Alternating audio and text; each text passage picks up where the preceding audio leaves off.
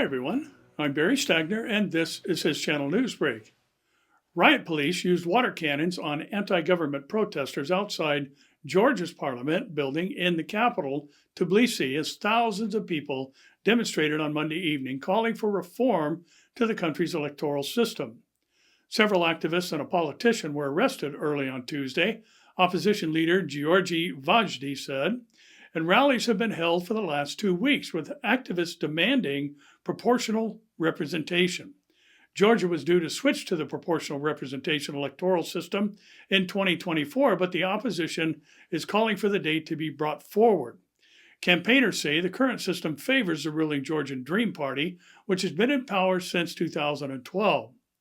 Protesters blocked several entrances to the parliament in order to stop politicians from being able to enter for a session on Tuesday.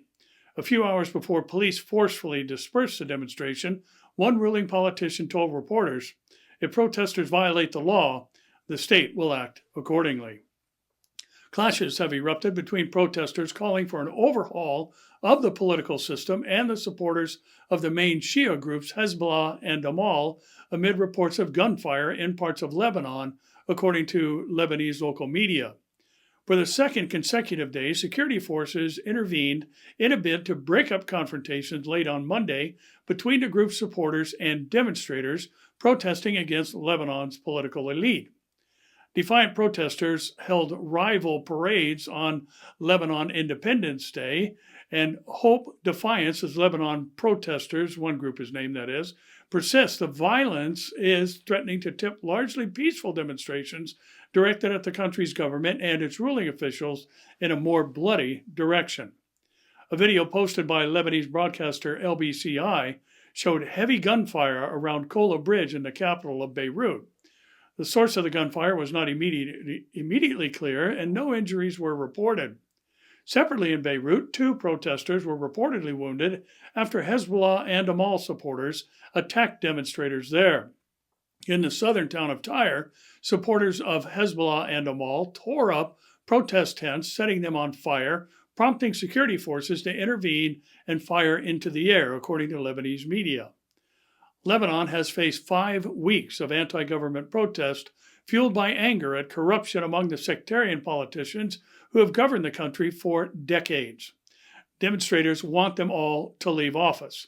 Supporters of Amal and the Iran-backed Hezbollah have occasionally sought to break up the demonstrations and clear roads cut off by protesters. Last month, they destroyed a main protest camp in central Beirut.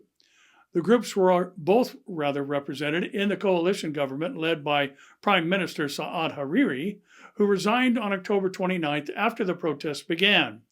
They had opposed Hariri's resignation in a statement, and Hariri's future movement warned its supporters to refrain from protesting and stay away from large gatherings to avoid being dragged into any provocation intended to ignite strife. Groups of men on motorcycles, some waving Amal and Hezbollah flags, were seen roving streets in Beirut and Tyre, according to witnesses and videos broadcast on Lebanese media.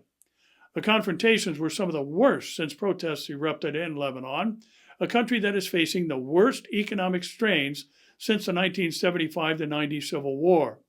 There are widespread concerns over Lebanon's deteriorating economy and a shortage of U.S. dollars. Well, again, we remember that there is going to be one who rises to power who will settle all the world's problems, at least in their eyes, and only for a moment, giving us today's reminder to keep looking up.